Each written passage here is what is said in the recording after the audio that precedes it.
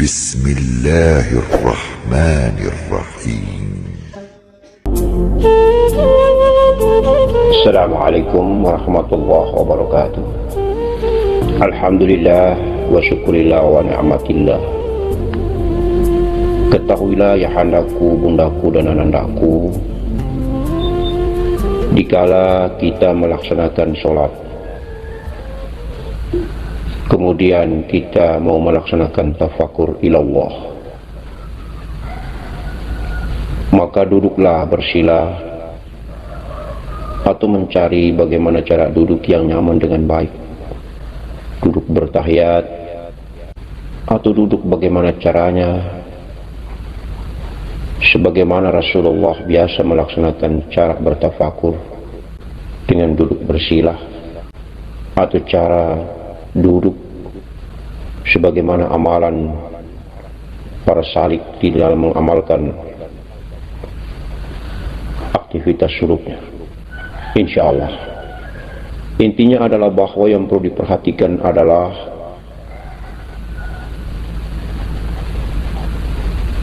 nafas yang keluar masuk melalui hidung ini. Mulut dikatupkan, pendengaran telinga difokuskan,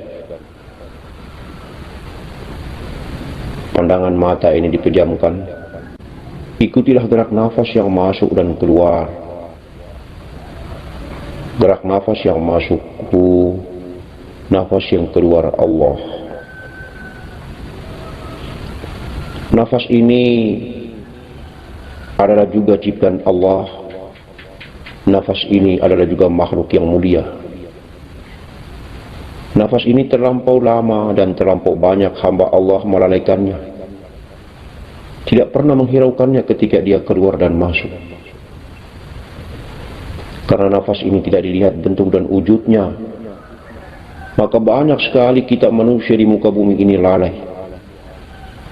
Kita lebih banyak memperhatikan dan mendandani yang kita lihat dengan nampak, seperti tangan, mata, hidung, telinga, mulut, kaki kita, fisik batang tubuh daripada raga ini, rambut kita dandani, kita make upkan dia dengan baik, dengan sempurna.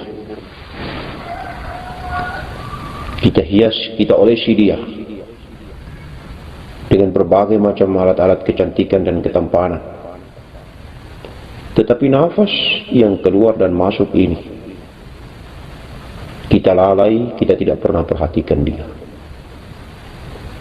Batang tubuh yang kita sangat mencintai ini, kita wuduhi, kita bersihkan, kita sabuni, kita cuci, kita wangikan dia dengan parfum. Tapi nafas, begitu banyak hamba Allah di muka bumi ini tidak pernah memperhatikannya keluar masuknya. Keluarnya bebas, masuknya bebas. Dia mendatangkan syahwat dan nafsu bumi, dia juga mengeluarkan syahwat dan nafsu bumi. Apakah dia penuh dan dijubahi dengan pakaian nafsu bumi, ataukah penuh dan dijubahi dengan pakaian akhirat? Tidak pernah diperhatikan, tidak pernah difikirkan, tidak pernah dikaji, tidak pernah dibayangkan. Allahumma salli ala Sayyidina Muhammad wa ala ali Sayyidina Muhammad. Padahal nafas ini adalah makhluk ciptaan Allah yang teramat sangat mulia. Karena nafas ini datang kita hidup, nafas ini pulang kita mati. Nafas ini ada kita hidup, nafas ini kembali ke asalnya, maka kita telah meninggalkan dunia. Nafas ini ada, maka kita diartikan sebagai seorang hamba Allah yang mulia bernama manusia. Apabila nafas ini sudah tidak ada, maka Masya Allah, kita adalah bangkai. Hanya karena dihargai berdasarkan tuntunan agama Allah yang mulia, maka kita ditutupi dengan kain kafan ketika dihantarkan menuju ke tempat kuburan. Padahal hakikatnya kita adalah bangkai. Begitu banyak manusia ini bangga menghantarkan bangkai-bangkai ini. Walaupun sepanjang hidupnya nafas ini masih ada, dia adalah seorang ustaz, dia adalah seorang ustazah, dia adalah seorang ulama, muballigh, muballighah, seorang berpangkat dan berjabatan tinggi, seorang yang tokoh, dimuliakan, disanjung, diagungkan sepanjang hidup karena nafasnya masih ada. Tetapi nafasnya ketika tiada, begitu banyaknya orang membanggakan, mengusung, menghantar menuju ke kuburan, padahal tidak disadari bahwa manusia begitu berjubel dan begitu banyaknya itu mengusung bangkai menuju ke tempat kuburan hanya karena dihargai sepanjang nafasnya masih ada, yaitu ketika dia hidup, maka ditutupi dengan kain kafan. Padahal kita membawa, menangisi, meratapi, menyesali, begitu banyak merampas bangkai ini untuk dipikul, untuk diusung menuju ke kuburan. Masya Allah. Allahu Akbar walillahil hamd. Kita merasa begitu menyesal, begitu terhinanya ketika bangkai ini dibakar, bangkai ini dibuang saja begitu. Insya Allah, bangkai manusia. Karena kita masih terbawa dengan pikiran bahwa adanya kemuliaan kehidupan. Padahal kemuliaan kehidupan itu ada ketika adanya nafas yang kita lalai ketika masih ada nafas ini di dalam batang tubuh. Kita diaktifi dengan kehidupan duniawiya, sehingga kita tidak pernah menyadari bahwa keluar masuknya nafas ini teramat sangat penting untuk dimanfaatkan, untuk diibadahi, untuk menjadikannya sebagai sarana terbaik menuju ke tempat Allah Subhanahu wa taala, menuju ke singgasana Allah Subhanahu wa taala, menjadikan kendaraan terbaik untuk mengunjungi Allahu Azza wa Jalla, Allahu Jallahu Jalala. Kita lupa memanfaatkan bahwa nafas ini adalah kendaraan terbaik yang begitu cepat melejit bertemu Allah Subhanahu wa taala. Kita lupa bahwa dia adalah kendaraan yang paling dekat sekali dengan negeri Allah.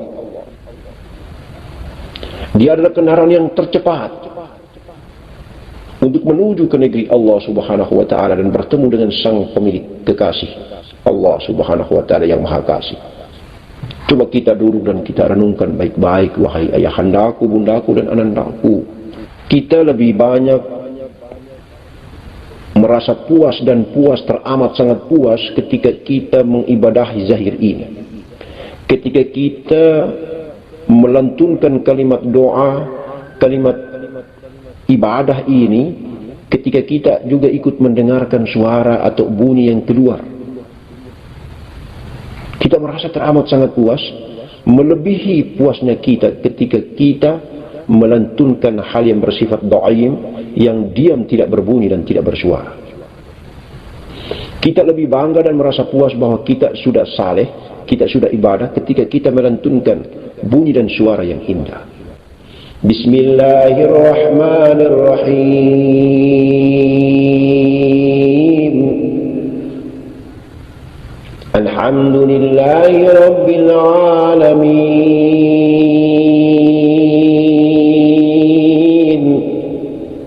Ar-Rahmanirrahim.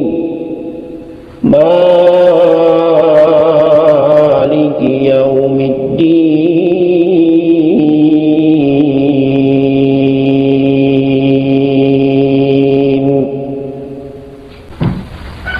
Setelah selesai kita melantunkan dengan bunyi dan suara yang kita sendiri juga mendengarkan ini, kita merasa puas bahwa kita sudah beribadah kepada Allah. Ibadah kita ini sudah sampai kepada Allah. Dan itu kalau secara jumlah rutinitas kita lakukan, kita bertambah bangga. Ada perasaan ria yang muncul bahwa saya adalah orang soleh. Tetapi kita tidak pikirkan sudah berapa jumlah dan banyaknya kita melantunkan ibadah kepada Allah, mengunjungi Allah, datang bertemu dengan Allah, menggunakan kendaraan yang diam, tidak berbunyi dan tidak bersuara, yaitu nafas. Banyak sekali kita lalaikan. Ketika kita melaksanakan aktivitas kehidupan dunia, menyetir mobil, kita keluar, kita mengetik laptop, kita menggunakan sarana dan fasilitas serta media-media kehidupan ini, kita lupa bahwa nafas kita itu keluar masuk dalam keadaan kesibukannya sendiri. Kemudian fikir dan akal serta otak kita ini juga melaksanakan aktivitas dan kesibukan sendiri, serta jasad, raga, batang tubuh ini juga melaksanakan aktivitas dengan kesibukannya sendiri. Oleh karena itu, maka kesimpulannya begini, mari kita kumpulkan semua akumulasi aktivitas kehidupan ini, menjadikan epicentrum nafas sebagai pusat aktivitas, menjadikan nafas menjadi kendaraan terbaik satu-satunya. Kita kumpulkan semua aktivitas ini, biarkanlah kita serahkan kepada nafaslah yang berjalan dan menjalani aktivitas ini. Nafaslah yang mengendarai perjalanan semua kebutuhan dan hajat kita untuk bertemu kepada Allah Subhanahu wa Ta'ala. Ketika nafas ini masuk hu, keluar Allah, masuk hu, keluar Allah, tandanya kalau sudah masuk ke area negerinya Allah, yaitu rasa. Kalau kita sudah merasakan adanya rasa cinta, adanya rasa rindu, adanya rasa, kita rasakan itu rasa bertemu dengan Allah, rasa tidak pernah mau berpisah lagi dengan Allah, rasa yang sangat luar biasa yang hanya merasakan itu saja yang bisa merasakan adanya rasa itu. Allahu Akbar. Maka insya Allah hamba Allah ini selamat dunia wal akhirat. Insya Allah imannya masih ada, Islamnya masih ada. Dia tidak pernah dilepaskan oleh Allah saat yang tiada tetapi ada itu. Dia telah menyatu, disinggahi, dikunjungi. Dia telah diliputi oleh Allah yang hampa tetapi ada. Alif yang bernama nafas ini adalah kendaraan terbaik, kemudian telah tenggelam di dalam negeri area Allah yang bernama rasa. Maka perasaan rasa itu telah dimiliki dan tidak pernah terlepas lagi. Ada waktu tertentu, momen tertentu, kita kehilangan rasa. Dan perasaan penyesalan itu luar biasa. Rasa yang ada di dalam perasaan itu kalau sudah tidak ada, maka perasaan menyesali tentang kehilangan rasa itu sangat luar biasa dan dahsyatnya. Dan alhamdulillah wa syukurillah, apabila rasa di dalam perasaan itu masih kekal adanya, maka Allah tidak pernah lagi berpisah dengan kita. Maka 24 jam dalam dasar nafas kita berjalan, hendaknya kita berusaha supaya Allah jangan tinggalkan kita, Allah jangan membelakangi kita. Apabila Allah sudah membelakangi kita, maka kafirlah kita, sesatlah kita. Ghairil maghdubi alaihim waladdallin. Dan rasa akan adanya Allah, rasa akan adanya Allah yang selalu dekat dengan kita dan tidak pernah terlepas dengan kita, itu kita sendiri yang merasakan adanya rasa itu. Itulah iman yang tertinggi.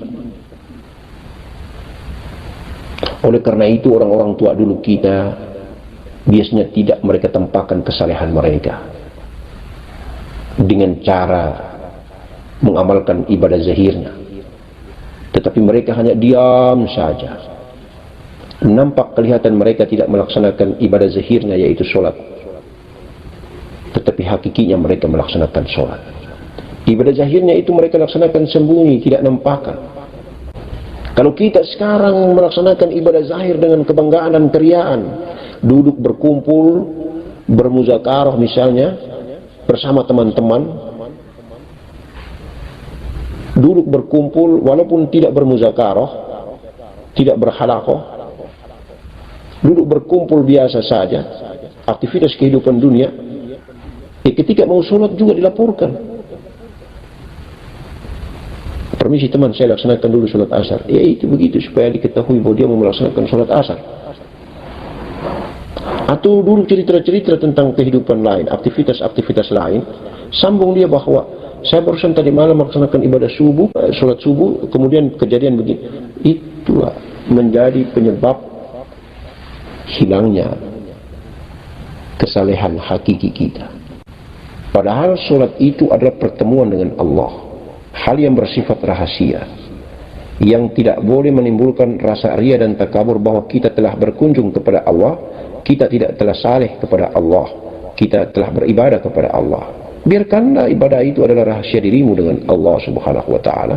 Itulah ibadah hakiki, itulah perjalanan ibadah dhaif. Kembali lagi ke persoalan yang kita bahas tadi, bahwa mari kita jaga baik-baik, kita kumpulkan semua aktivitas ini, kita wakafkan, kita gadaikan, kita serahkan kepada nafaslah yang berjalan dan menjalani. Biarkanlah nafaslah yang menjadi kendaraan terbaik untuk bertemu dengan Allah Subhanahu wa ta'ala. Kemudian ciri dan tanda bahwa nafas telah bertemu Allah adalah rasa. Ketika tenggelam dalam rasa, maka kita merasakan adanya rasa yang tidak pernah terlepas lagi dengan Allah. Mencintai, merindukan sampai dengan menitiskan air mata cinta. Kerinduan yang membahana, yang membuat kebahagiaan ini yang dahsyat dan luar biasa dan tidak bisa kita bendung. Allahu Akbar walillahil hamd. Maka hanya ada 3 kehidupan ini. Kehidupan Allah Maha Hidup ini, yang kosong, yang tiada tetapi ada, yang tidak menempati dan tidak memiliki tempat ini, yang tidak bisa dijangkau dengan akal dan fikiran ini. Inilah yang kita sembah, inilah yang kita sujuti, inilah yang kita pertuhankan, inilah yang maha tinggi, Rabbana Ala.